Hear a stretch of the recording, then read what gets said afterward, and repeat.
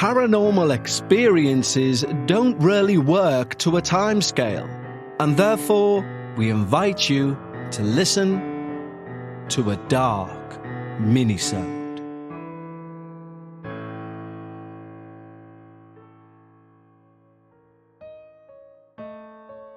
Hello everyone, and welcome back to another dark minisode for season 21.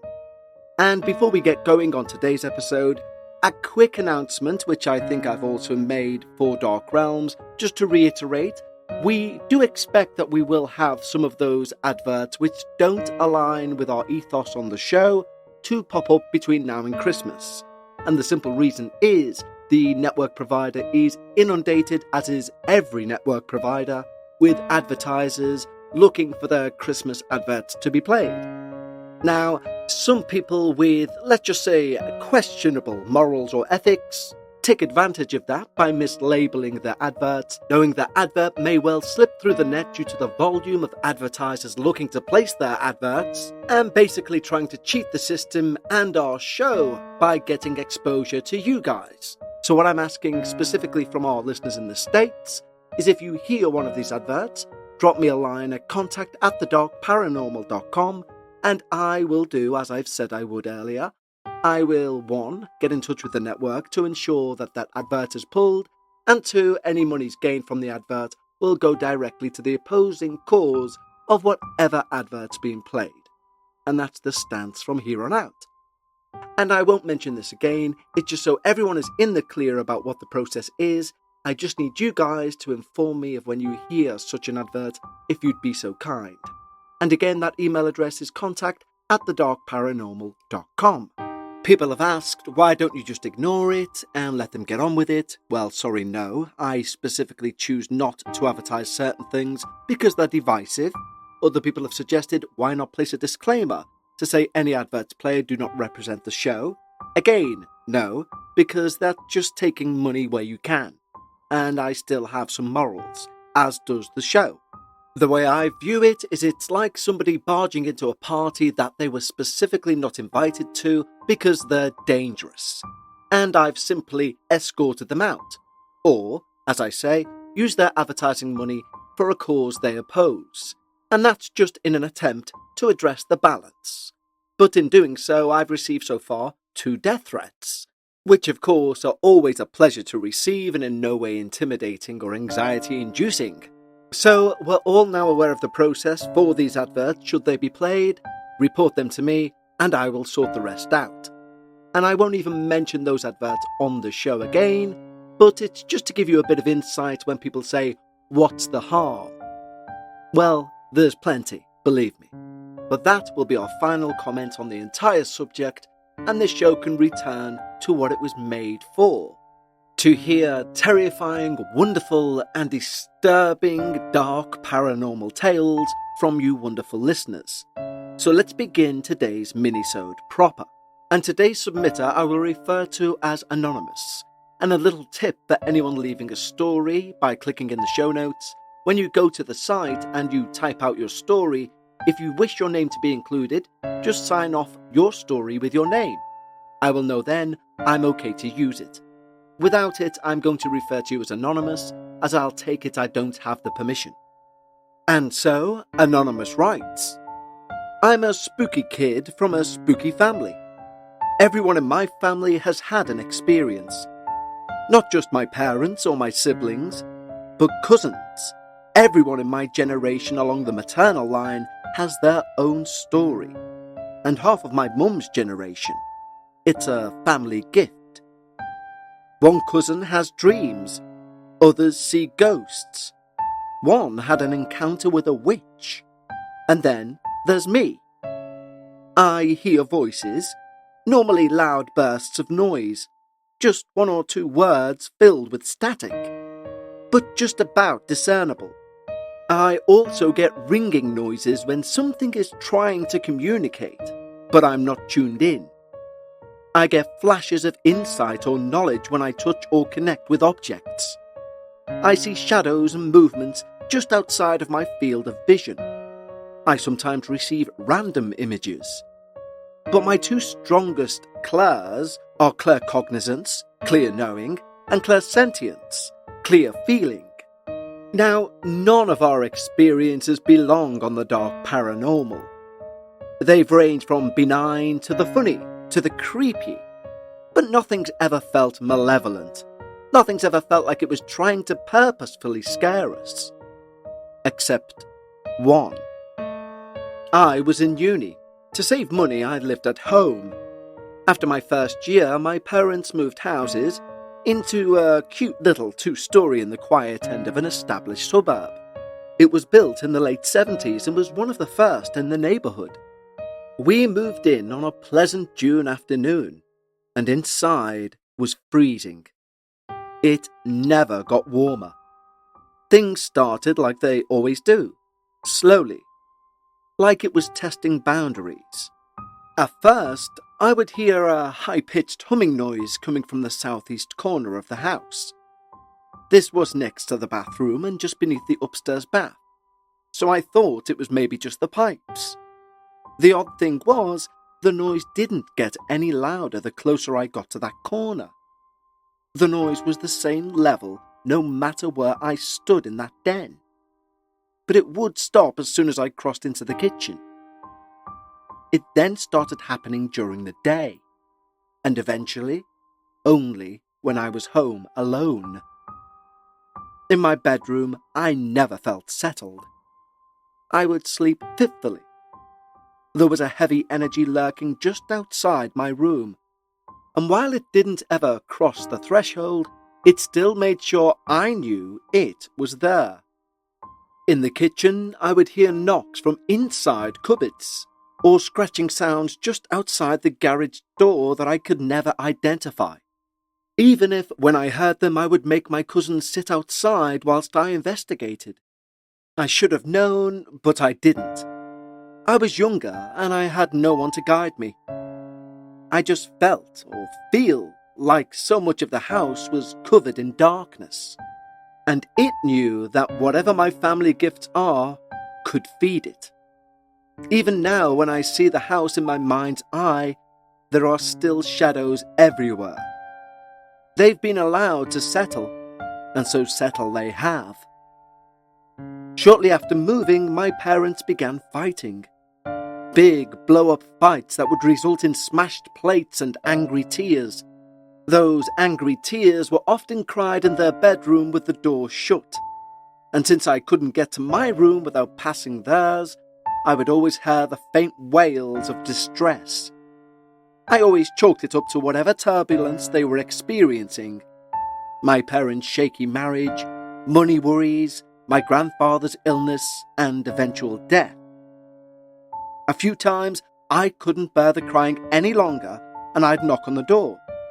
"Come in," my mum said, and I'd step in, bracing myself for her distress, but there she would be in her recliner just watching the news. "Are you okay?" I asked.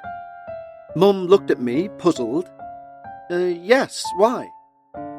The crying had stopped. Maybe I misheard. It was easy to assign this to something else, something more logical. That was until one day I came home to a note on the door.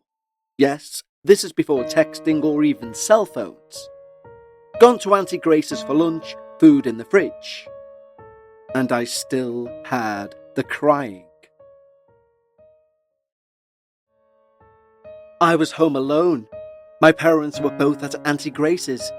It was early afternoon and the sun was bright and high in the sky. And the house was icy. The air was thick.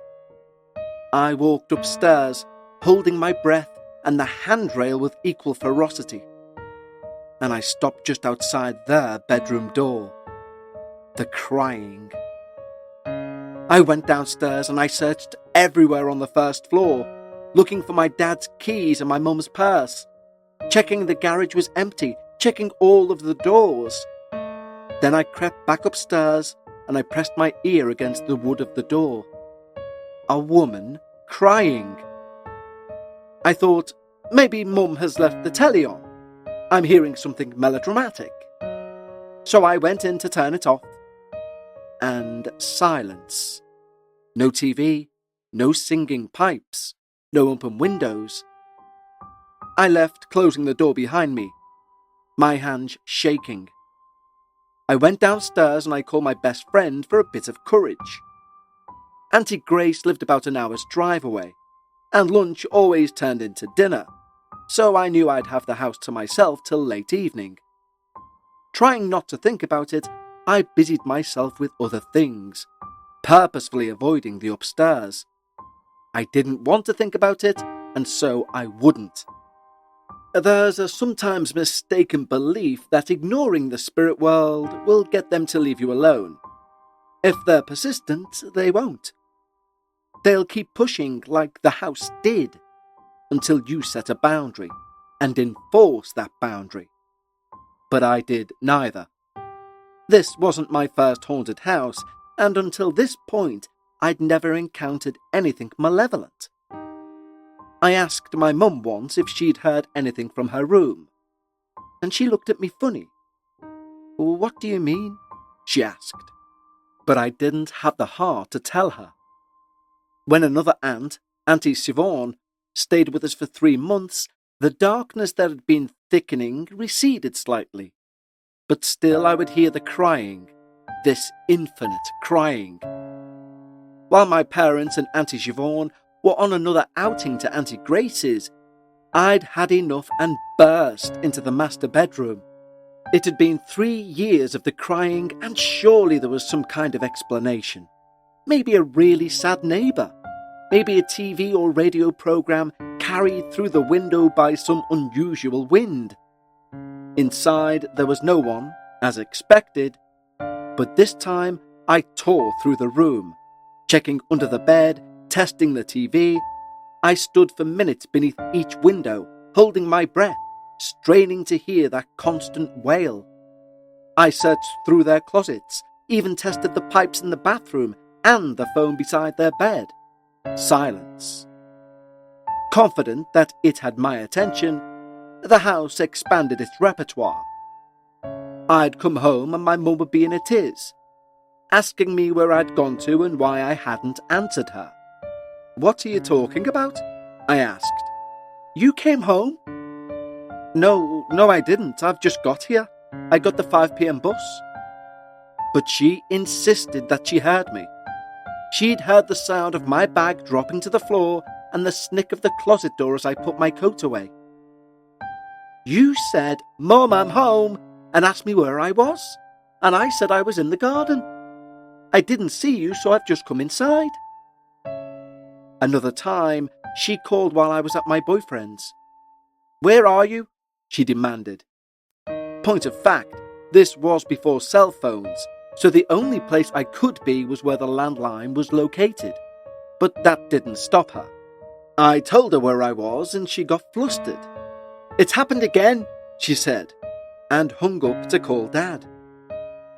Mum wasn't the only target. I would hear her too, in similar situations. "Honey," she would call out. I hadn't heard them arrive, but that was definitely my mum's voice. And if there's anyone in the world I would recognise, surely it would be my mum, right? But then I'd go downstairs and find only an empty house. Another time we even had an exchange. "Mum, I'm going, I'm late for class," I yelled up the stairs. "Okay, have a good day." "Okay, bye." A few moments later, I came back, having missed the bus. I walk into the kitchen at the back of the house to see my mum pottering about. "Oh, honey, haven't you left? You're going to be late." "What?" "No, I've just come home." My mum blinked at me. "I didn't hear you leave." "I told you I was." We bickered for a bit. I heard her, I spoke to her, just minutes ago. We lived in that house for 5 years. I spent more and more time out of the house, partially because I was becoming more independent, and partially because that energy was pulling me in, and my body couldn't stand it. I was tired. I would come home to sleep, eat and study, and that was it. I would never ask my boyfriend to come over. I never had friends over. And if I could avoid it, then I'd never be home alone. If my parents were on holiday and I had that house to myself, I would stay over at my boyfriend's. One night, shortly before we moved out, I was taking out the bins, passing the garage door on my way back in. And I looked on as the doorknob started to turn, jiggle, then release. I ran back inside, a shiver rolling down my shoulders to my heels. This I'd later come to realise was my body's signal to watch for danger. My parents sold that house eventually. We left that house, we left that city, and by then I was ready to move out and live on my own. And I don't miss that house. I never looked back. But the reason I'm writing to you now is because of the dreams. You see, since the pandemic, I've dreamt of that house. There are 3 variations. The first is I've come back to visit, and I'm stood outside in the driveway or in the foyer. The house is dark. There's no warmth, no grounding, nothing that feels like home. But I still get a clear feeling that says, come inside. The second, I'm living there again, except the house is now mine, and I've spent months ignoring and suppressing whatever is happening around me. I garden in heavy shadows and shiver in near impenetrable shade. The grass grows longer and the lights stay on, all day, every day. I feel a sharp gloom in my chest, just under my ribcage. The house simmers in delight. It has me back. I've come home. The third, I've returned, not as a visitor or an owner, but as someone ready to fight. I confront the entity and either succumb, flee, or banish it. These are the rarest dreams, and when I wake up, it feels like somewhere the house is laughing. As to the family gift, well, mine tells me this. It wasn't the land. Whatever entity it was attached to the house. When my mum and I came along and brought with us the unique strength of untrained and suppressed talents, it woke up and it fed. No, it gorged. And now, decades after we've left, I feel it's hungry again. And that is where our anonymous submitter ends their tale. Now, I love this story personally, and you can probably guess why. It leaves so many questions unanswered. And people have asked before via email why I find the unanswered questions so appealing. They ask, do I not find them frustrating that there's no closure? And my answer is very simply no. Because an unanswered question, in my mind, is answered about maybe 5 times per minute, with differing theories about the subject. That's why Dark Bites, although I flip-flop around favourites, is my current favourite show to do, the Patreon show solely for Patreons, because I read that firsthand without pre-reading anything before. And I'm left often in a state of I don't know what to think of this experience, just like the listener is for the very first time they hear it, as it's the very first time I read it. So today's experience for me has been a really great one in terms of asking the questions of what's going on, why is it happening, how does the person know this house is hungry once more? Again, questions we may never find an answer to. But I want to thank each and every one of you for joining me for this week's Minisode. And until Friday, when we quite literally step foot into the second half of Season 21, stay safe, take care, and I'll speak to you soon.